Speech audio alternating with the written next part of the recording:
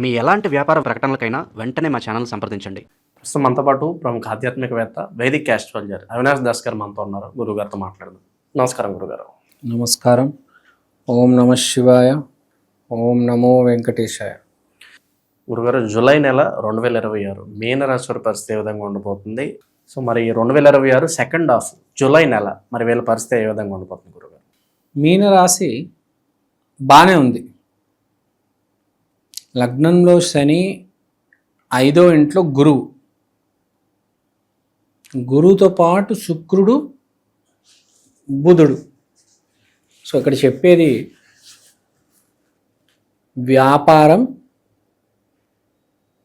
Girl friend, అదృష్టం, పని, 3 interlinked ఉన్నాయి. అంటే ఎలా చెప్పాలి మీకు అంటే, ఫస్ట్ వీడు ఒక వ్యాపారం పెడతాడు. నేను జాతకం బాగున్నాడు, కొంచెం మీనరాశిలో ఒక మనిషి లక్షణాలు ఉన్నవాడు గురించి మాట్లాడుతున్నా. ఫస్ట్ వీడు ఒక వ్యాపారం అనేది పెడతాడు. అదే జాబర్ అయితే వీడికి ఒక మేనేజర్ జాబ్ దొరుకుతుంది. సో వీడు ఒక పనిలో చేరి ఒక వ్యాపారం పెట్టిన తర్వాత వీడికి ఒక ఇమ్మీడియట్గా పెళ్లి సంబంధం రావడం అనేది జరుగుతుంది. మోస్ట్ ప్రాబబుల్లీ వీళ్ళ మామయ్య వాళ్ళ కూతురు, అంటే మరదలు అంటారు, మరదల సంబంధం వచ్చే ఛాన్సే కనిపిస్తుంది జాతకం చూసుకుంటే. వ్యాపారం పెట్టాడు, ఏదో వ్యాపారం చెప్దాం. ఫర్ ఎగ్జాంపుల్ ఏదో సెరమిక్ వ్యాపారం, కప్పులు, సాసర్లు, ఇంకా ఆ చైనా బజార్ ఐటమ్స్ ఏదో షాప్ పెట్టాడు అనుకుందాం. షాప్ పెట్టాడు, అది సక్సెస్ అవుతుంది, సమయం బాగుంది. గురువు ఉత్తమ స్థితిలో, ఉచ్చ స్థితిలో ఉండడం వలన వీడు అనుకోకుండా, వీడికి ఏ నాలెడ్జ్ లేకపోయినా ఏదో 10 మందిని చూసి కాపీ కొట్టి చైనా బజార్ పెడతాడు. ఆ చైనా బజార్ దేవుడి దయ, వీడి అదృష్టం, మంచి లక్షణాలు ఉన్నాయి కదా, హిట్ అవుతుంది.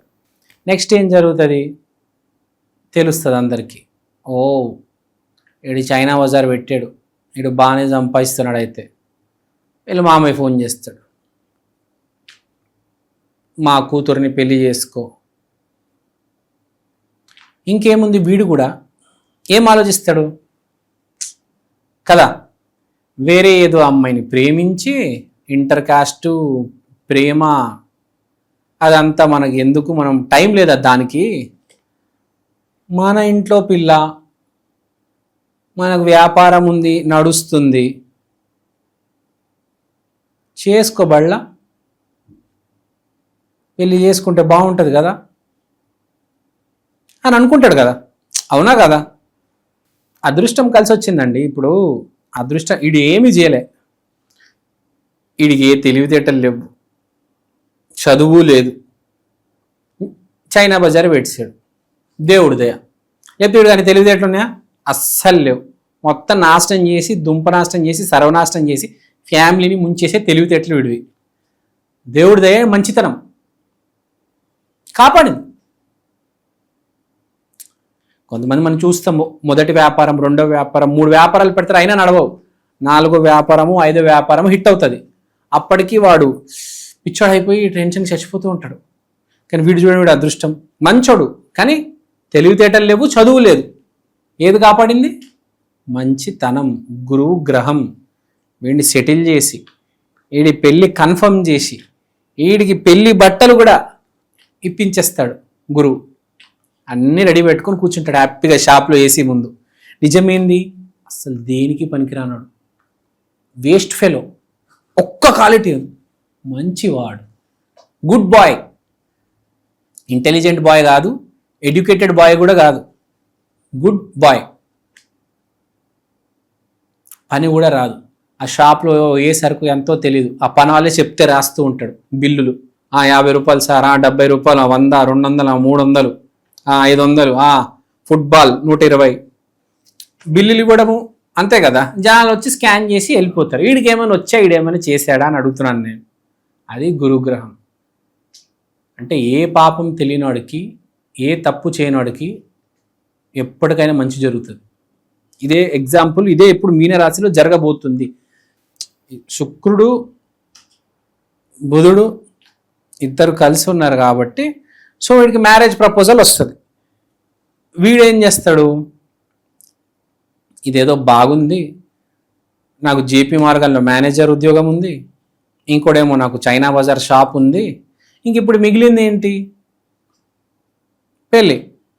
సరే ఒకసారి అమ్మాయిని కలుద్దాము అని చెప్పేసి మరదలు ఫోన్ చేస్తాడు. ఫోన్లో మాట్లాడతాడు, మరదలు 1-2 సార్లు వచ్చిపోతుంది, అంతా బాగానే ఉంది, పెళ్ళిళ్ళు ఫిక్స్ అవుతాయి.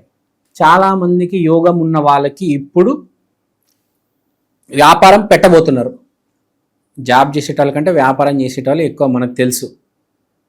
సో వ్యాపారాలు పెట్టబోతున్నారు, సూపర్ సక్సెస్ అవ్వబోతున్నాయి.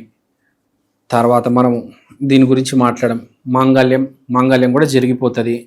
ఒకటి గుర్తు పెట్టుకోవాల్సింది ఏంటంటే, వీళ్ళు నేను ఇంకా కష్టపడాల్సిన అవసరం లేదు, మా పనాల మీద వదిలేస్తాను, పెళ్ళేమో అమ్మా నాన్న చూసుకుంటారు, మరదల్ని తీసుకొస్తారు, అలా వదిలేయకూడదు అని ఇక్కడ మెసేజ్.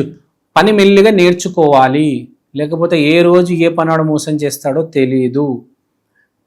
పెళ్ళి కూడా చేసుకుంటున్నారు మీరే, కానీ మీ మరదల్ని ఎలా ఉంది ఆమెను స్టడీ చేయాలి, ఆమె మానసికంగా స్థిమితంగా ఉందా, అంటే కామన్ సెన్స్ ఉందా లేదా మినిమం బేసిక్గా అని మబ్బులో ఉండకుండా కాస్త విఘ్నత ప్రదర్శించి అప్పుడు పెళ్లి చేసుకోవాలి.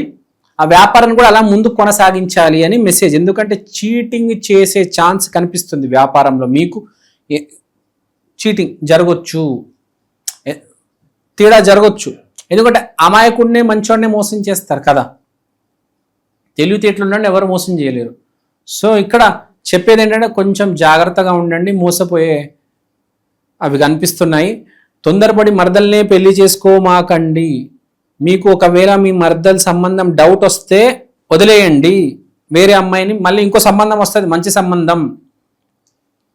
మీ అడ్వాంటేజ్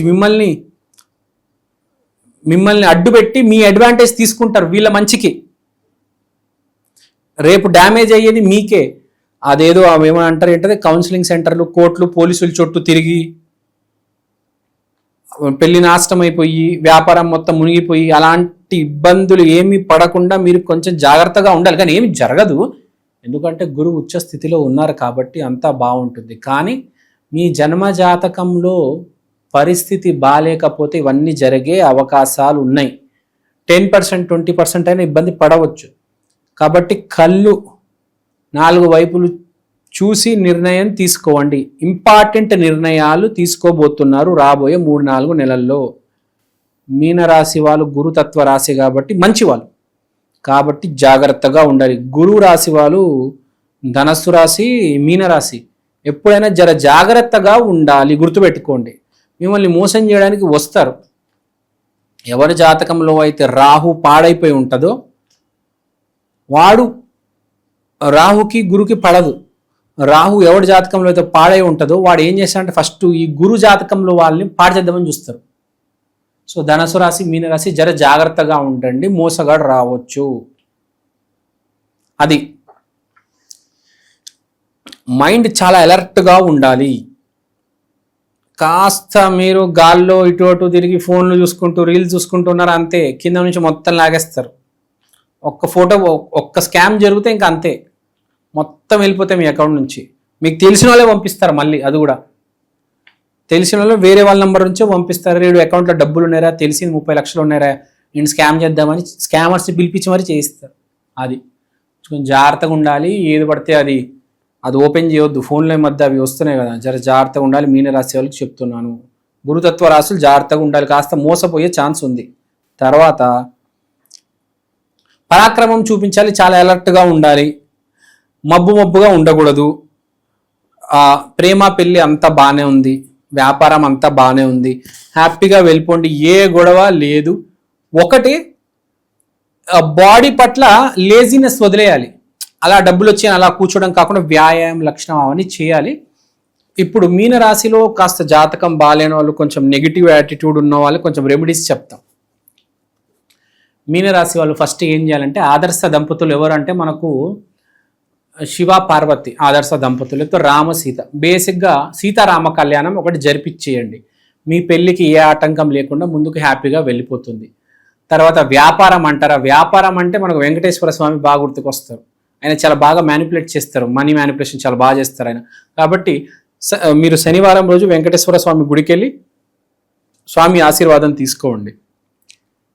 అంతా బాగానే ఉంది, ఏ ఇబ్బంది పడాల్సిన అవసరం లేదు. ఒకటి బి అలర్ట్, అది ఎవరైనా డేంజర్ జోన్, అదే కాంపిటేటివ్ జోన్, అది no problem, all is well, god is great. నమస్కారం అండి, నా పేరు అవినాష్ దాస్, ప్రముఖ జ్యోతిష్య వాస్తు ఎక్స్పర్ట్. ఇవాళ నేను మీకు ఈక్షన్ ఆస్ట్రో వాల్ క్లాక్ గురించి చెప్దాం అనుకుంటున్నాను.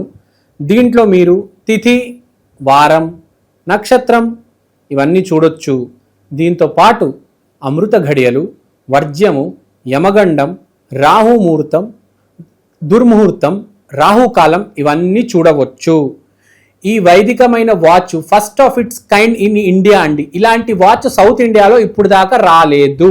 2 తెలుగు రాష్ట్రాల్లో కాకుండా కర్ణాటక, తమిళనాడు, కేరళ మీకు అన్ని భాషల్లో ఇవి దొరుకుతాయి. మీరు మీ రోజువారీ జీవితంలో ఏ కార్యక్రమమైనా, పెళ్లి కావచ్చు, బారసాల కావచ్చు, జాబ్ కావచ్చు, బిజినెస్ కావచ్చు, దీంట్లో మీరు టైం క్యాలిక్యులేట్ చేసుకొని చూసుకోవచ్చు. మంచి విశ్లేషణ అందించారు, ధన్యవాదాలు.